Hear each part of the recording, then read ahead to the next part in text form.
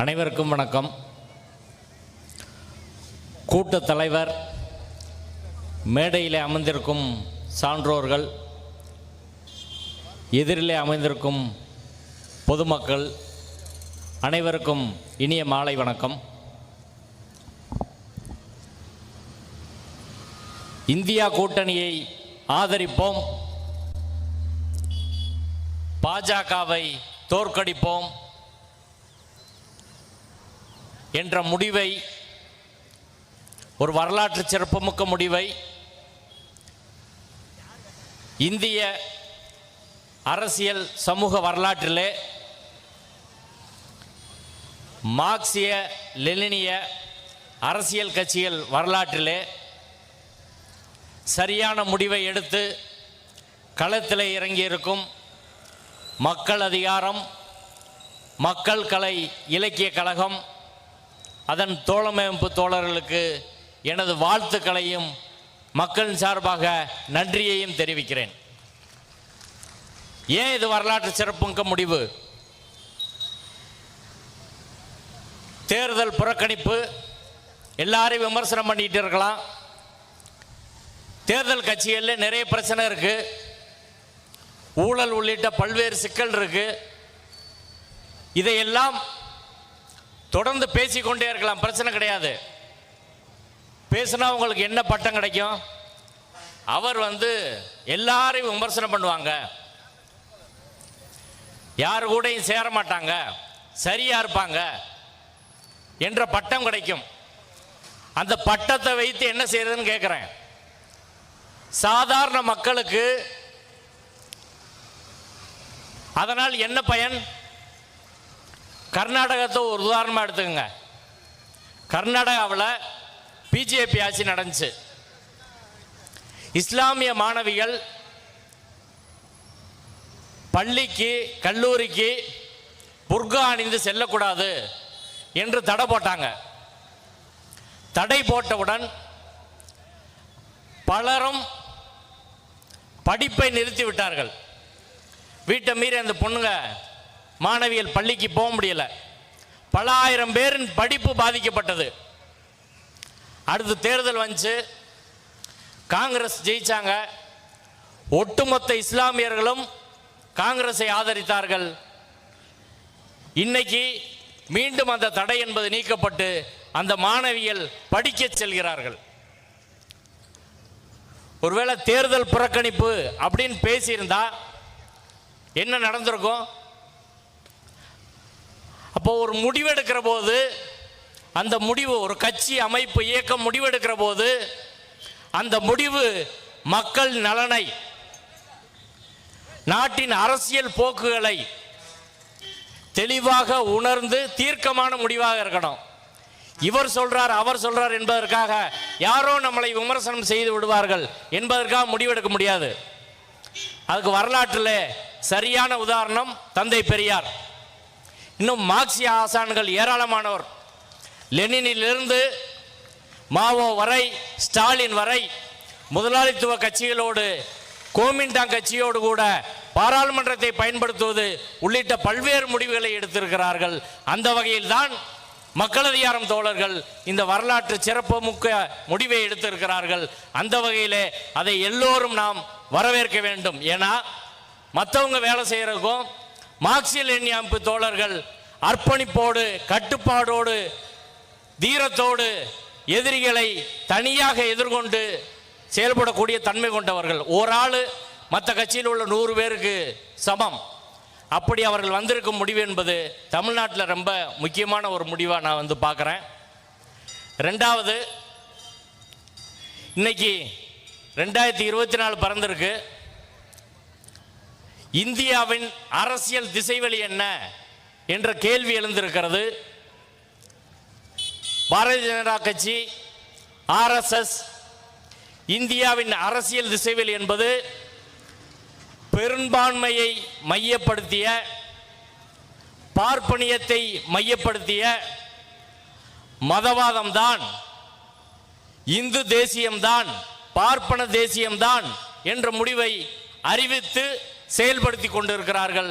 அதற்கு துலக்கமான உதாரணம் ராமர் கோயில் கும்பாபிஷேகம். இந்த முடிவு வரலாற்றிலே இது போன்ற முடிவை அமல்படுத்தியதனால் என்ன விளைவுகள் வந்திருக்கிறது? ஹிட்லர் அமல்படுத்தினார், அங்கு உள்ள பெரும்பான்மை ஆரியர்கள் தேசியம் என்று. அந்த நாடு என்னாச்சு?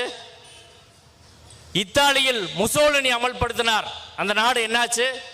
அந்த நாடுகள் மட்டுமல்ல, உலகம் முழுவதும் உலக போரிலே இழுத்துவிட்டு பல கோடி மக்களை பலிகொண்டார்கள். அதே காலகட்டத்திலே மதச்சார்பின்மை, செக்குலரிசம் என்பதை முன்வைத்து சோசலிச நாடுகள், ஐரோப்பிய நாடுகள் எல்லாம் தங்கள் பயணத்தை தொடர்ந்தார்கள். இன்னைக்கு அந்த நாடுகள் எல்லாம் ஒப்பீட்டளவிலே வளர்ந்திருக்கிறது. இந்த பெரும்பான்மை மதவாத தேசியத்தை அமுல்படுத்திய நாடுகள் தோற்று இருக்கிறது. சமீபத்திய உதாரணம் இலங்கை. இலங்கையிலே சிங்கள பௌத்த பேரினவாதத்தை அமல்படுத்தி அந்த நாட்டை 30 வருடம் போரிலே மூழ்கடித்தார்கள். சிறுபான்மை தமிழர்களை ஒடுக்கினார்கள். அந்த நாட்டோட நிலைமை இன்னைக்கு என்ன? உலகத்திட்டே பிச்சை எடுத்துக்கிட்டு இருக்கு இலங்கை. பர்மா, மியான்மர், அங்கேயும் இதே போல பௌத்த தேசியவாதம். அந்த நாடு இன்னைக்கு உள்நாட்டு போரினால் சிக்கி தவிக்கிறது. இதுக்கு ஏராளமான உதாரணம், ஆப்கானிஸ்தானிலிருந்து பல உதாரணங்களை சொல்ல முடியும். இப்போ இந்தியாவை இவர்கள் எந்த அழிவு பாதைக்கு கொண்டு செல்கிறார்கள்? மீண்டும் அவர்கள் வந்தால் இந்தியா என்னவாகும் அப்படின்றத புரிஞ்சுக்கணும். அதாவது மதவாதம் வெறும் தனிப்பட்ட பிரச்சனை கிடையாது. ஒரு நாட்டின் பொருளாதார வளர்ச்சிக்கும் மதவாத அரசியலுக்கும் நேரடி தொடர்பு இருக்கிறது. செக்குலரிசம், மதச்சார்பின்மை, சமூக நீதி ஆட்சியில் இருந்தால், மாநில உரிமையில் இருந்தால் அந்த நாடு வளர்ந்து செல்லும், பொருளாதாரம் முன்னேறும், மக்களுக்கு வளமான வாழ்க்கை கிடைக்கும். அதற்கு எதிர் திசையிலே, பாஜகவின் திசையிலே, RSS திசையிலே சென்றால் அந்த நாடு உறுதியாக வீழ்ச்சியும். அதில் சந்தேகமே கிடையாது. அப்ப இன்னைக்கு அவர்கள் எடுக்கும் நடவடிக்கை நம் தலைமுறையை அழிக்கும் நடவடிக்கை. அதை நாம் அனுமதிக்கலாமா? ரெண்டாவது, இன்னைக்கு உள்ள அபாயம் சாதாரண அபாயம் கிடையாது. முன்னாடி எல்லாம் பஜ்ரங் தள், VHP இவர்கள் காலித்தனம் பண்ணுவாங்க, ரவுடித்தனம் பண்ணுவாங்க. ஆனால் இப்போ சமீபத்தில் வர்ற செய்திகள், உத்தரப்பிரதேசத்தில் ஒரு பள்ளியில் ஒரு இஸ்லாமிய மாணவனை கூட்டு வச்சு ஹோம்ஒர்க் பண்ணிட்டு வரலன்னு சொல்லி அந்த பள்ளி ஆசிரியை மற்ற மாணவர்களை வைத்து கன்னத்தில் அறைய விடுறாங்க. மகாராஷ்டிராவில் ஜெய்ப்பூர் போகிற ட்ரெயினில் ஒரு RPF கான்ஸ்டபிள், நீ மோடிக்கு ஓட்டு போடணும், யோகி ஆதித்யநாத்துக்கு ஓட்டு போடணும், நீ பாகிஸ்தானுக்கு இல்லைன்னா ஓடணும் என்று சொல்லி 3 இஸ்லாமியர்களை முஸ்லிம் என்பதற்காக சுட்டுக் கொண்டான். அதே மகாராஷ்டிராவில் ஒரு இன்ஜினியரிங் காலேஜில் ஜெய் ஸ்ரீராமன் எழுதியிருக்கான் பேப்பரில். இதை கண்டித்து ஆசிரியைக்கு எதிராக பிரச்சனை மாணவர்கள் செய்து அந்த ஆசிரியை சஸ்பெண்ட் செய்யப்பட்டார். இதுக்கு முன்னா இருந்ததுக்கும் இப்பைக்கு என்ன வேறுபாடுனா, பாசிசம், பார்ப்பனிய மதவெறி கருத்துக்கள் அமைப்புகளிடமிருந்து மக்களிடம் இறங்கி இருக்கிறது, குறிப்பாக வடமாநில மக்களிடம். இது மிகப்பெரிய ஆபத்து. இது யாரும், இந்த சம்பவம் நான் சொன்ன சம்பவம் எல்லாம் பிஜேபி காரன் திட்டமிட்டு ஒன்றும் செய்யல, RSS காரன் செய்யல, VHP காரன் செய்யல, மக்களே செய்கிறார்கள். இதுதான் ஜெர்மனியில் நடந்துச்சு. யூதர்களை அந்நியர்கள் என்று சொல்லி, வந்தேரிகள் என்று சொல்லி நாஜிக்கள் செய்த பிரச்சாரம் ஒரு கட்டத்திலே மக்களிடம் வந்தது. 60 லட்சம் பேர் கொளுத்தப்பட்டார்கள். உலகமே அதுக்கு பிறகு அதனால் ஏற்படும் விளைவுகளை சந்திச்சது. இப்படி இந்த பக்கம் ஒரு அபாயம், இன்னொரு பக்கம் முதலாளித்துவம், ஏற்றத்தாழ்வு. இந்த நாட்டில் வெறும் 16 குடும்பங்கள் 600 மில்லியன் மக்களுக்கு இணையான சொத்துக்களை வச்சிருக்கான். 60 கோடி மக்களுக்கு என்ன சொத்து இருக்கோ அந்த சொத்து 16 குடும்பத்துக்கு இருக்கு. இந்த நாட்டின் விவசாயிக்கு ஒரு நாள் வருமானம் என்ன தெரியுமா? 27 ரூபாய். இந்த நாட்டின் 1% பணக்காரர்கள் 60% சொத்துக்களை இந்த நாட்டிலே வைத்திருக்கிறார்கள். யாருமே வாழ முடியல. சரி, பணக்காரன் நம்ம நினைச்சிட்டு இருந்த நிறைய வரி கட்டுவான் போலன்னு. சமீபத்திய ஆக்ஸ்பாம் ரிப்போர்ட்ல பணக்காரர்கள் 1% பணக்காரர்கள் 10% பணக்காரர்கள் 3% வரி கட்டுறான். 64% ஏழைகள் 50%க்கு மேல வரி கட்டுறான். நம்ம பணம் தான் அவனுக்கு போகுது. இப்படி ஏற்றத்தாழ்வு என்பது இந்தியாவில் 22 கோடி பேர் ஏழைகள், 20 கோடி பேர் நைட்டு சாப்பாடு இல்லாம படுக்கைக்கு போறான். ஒரு நாளைக்கு பசியில 7000 பேர் சாகுறான். இது ஒரு நாடா? அம்பானி அதானிகளுக்கான நாடு. இப்ப இதை எப்படி எதிர்கொள்றது? இப்ப இந்தியா கூட்டணி எந்த திசையில நகர்ந்து செல்லணும்? ராமர் கோயில் விழாவில் பங்கேற்கணுமா? இப்ப RSS 100 ஆண்டுகளாக இந்திய அரசியல் சூழ்நிலையிலே, சமூக சூழ்நிலையிலே ஒரு வலையை விரித்திருக்கிறது. இந்துத்துவ அரசியலுக்குள்ள நின்று எல்லாரும் பேசு, வேற யாரும் அதை மீறக்கூடாது. அது அவர்களின் அரசியல் திட்டம். அந்த அரசியல் திட்டத்துக்கு மாற்று அரசியல் திட்டத்தை வைத்தது தமிழ்நாடு, பெரியார், திராவிட இயக்கம், கம்யூனிஸ்ட் இயக்கங்கள். அதான் இன்னைக்கு தென் தமிழகத்தை காப்பாத்திருக்கு. இப்ப RSS வலையிலே மீண்டும் விழுகிறதா அப்படின்றதான் கேள்வி. அந்த ஆட்டத்தில் அவர்களின் போக்குக்கு இந்தியா கூட்டணி போகக்கூடாது. நாம் வேறு ஆட்டத்தின் திசையை மாற்ற வேண்டும். திசையை மாற்றி சமூக நீதி, சமத்துவம், மதச்சார்பின்மை, மாநில உரிமை, மாநில சுயாட்சி என்ற அடிப்படையிலான முழக்கங்களை வைத்து சாதிவாரி கணக்கெடுப்பு என்று சென்றால் தான் அவர்களை வீழ்த்த முடியும் ஒழிய வேற வழி கிடையாது. சாஃப்ட் இந்துத்துவாவை எடுத்தா சிக்கல் தான். சரி, களத்தில் வீழ்த்த முடியாத எதிரியா பிஜேபி? 5 மாநில தேர்தல் முடிவு என்ன? பிஜேபி வாங்கிய ஓட்டு 4,81,00,000. காங்கிரஸ் வாங்கிய ஓட்டு 4,90,00,000. பிஜேபியை விட காங்கிரஸ் அதிக ஓட்டு தான் வாங்கியிருக்கு. இன்னைக்கு பீகார்ல அவன் ஜெயிக்க முடியாது, வெஸ்ட் பெங்கால்ல ஜெயிக்க முடியாது, சவுத்தில் ஜெயிக்கவே முடியாது, மகாராஷ்டிராவில் ஜெயிக்க முடியாது. ஆகையால் அவர்கள் வீழ்த்த முடியாத எதிரி கிடையாது. இந்த 5 மாநில தேர்தலிலும் பாஜக வெறும் இந்துத்துவத்தை நம்பவில்லை, சமூக நீதி திட்டங்களை நம்பி இருக்கிறது. உள்ளாட்சியில் பெண்களுக்கு 50% இடஒதுக்கீடு கொடுத்திருக்கான், மகளிர் உரிமை திட்டங்கள் கொடுத்திருக்கான். இதெல்லாம் செய்துதான் அவர்கள் வென்றிருக்கிறார்கள்.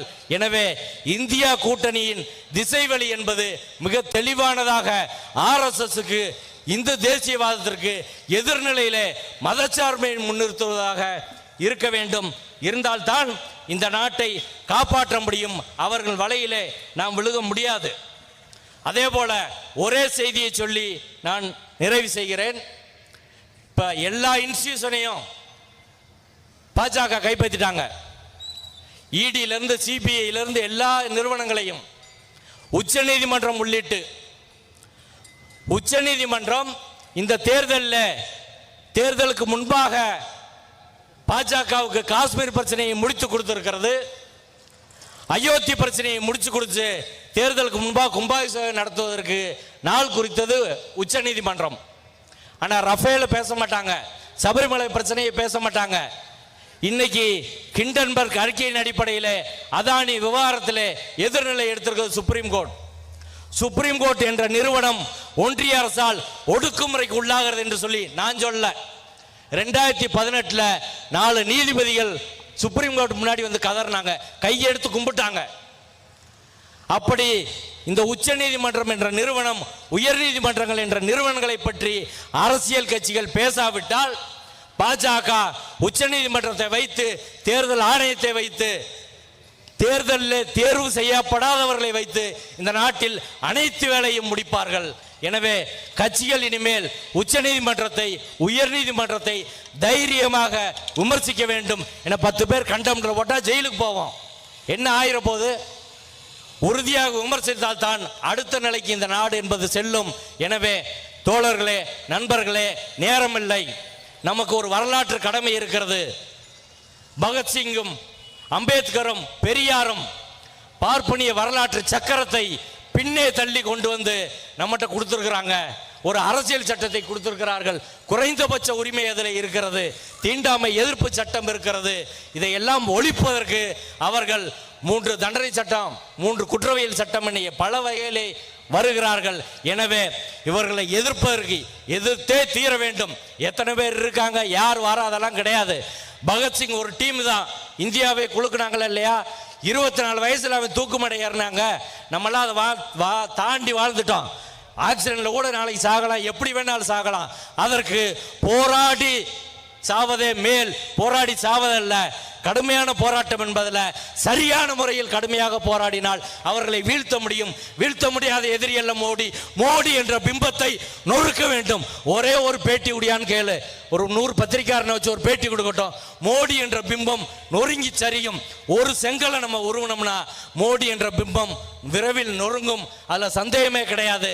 எனவே இந்தியா கூட்டணியை ஆதரிப்போம், களத்திலே இறங்குவோம். நமக்கான முன்னுதாரணங்களை தமிழகத்திலே பெரியார் ஏராளமாக விட்டு சென்றிருக்கிறார். சிறையோ பிரச்சனையோ கைதோ சண்டையோ எதுவுமே பிரச்சனை கிடையாது. இன்னைக்கு பாஜக காரர்கள் களத்துக்கு வந்திருக்கிறார்கள். நம்மோடு இந்த பிரச்சாரத்திலே பல இடங்களில் தகராறு செய்திருக்கிறார்கள். இனி களத்திலே எல்லா ஜனநாயக சக்திகளும் இணைந்து அவர்களோடு மோதாவிட்டால் அவர்களை வீழ்த்த முடியாது. எனவே களத்தில் இறங்குவோம், பாஜகவை பாசிசத்தை வீழ்த்துவோம், நாட்டை ஜனநாயகத்தை காப்போம். நன்றி.